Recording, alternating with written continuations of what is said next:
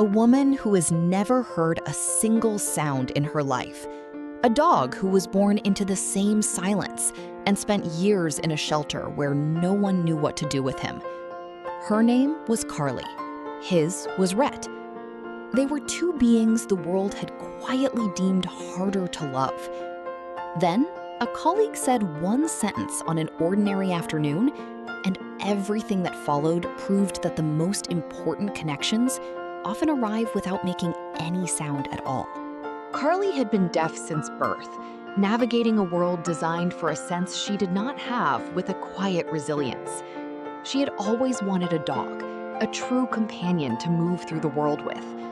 She held that desire for years, until a colleague mentioned a dog at a local shelter who was, almost as an afterthought, also deaf. Carly didn't say much in response. She simply went to meet him that same day. Rhett had been at the shelter long enough for the staff to worry. He was a calm, attentive dog, but families who came to see him were discouraged by the complexity of adopting a deaf pet.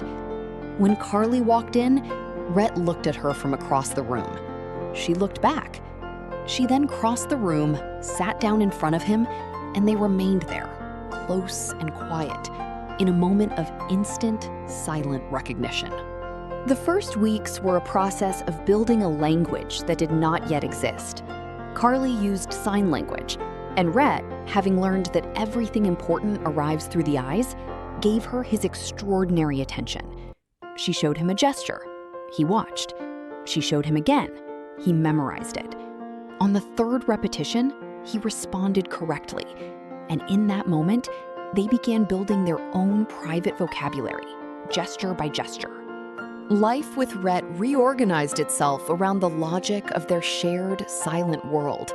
He walked beside her, reading the environment by watching faces and movements, compensating with his eyes for what his ears could not provide.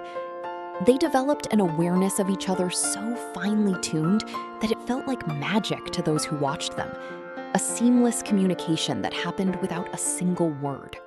If you are still watching and have not subscribed yet, hit that button now and keep going, because what Carly did 2 years into their life together is what made their private story matter to the world. She decided to write a children's book, told from Rhett's perspective, about a deaf dog in a shelter who meets a deaf girl.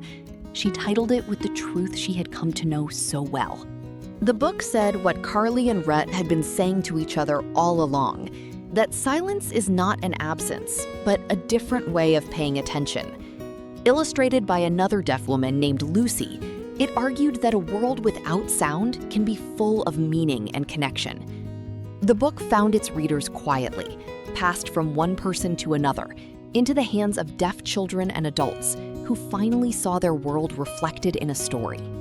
Today, Carly and Rhett still take their walks, watching the world with a shared, unhurried focus.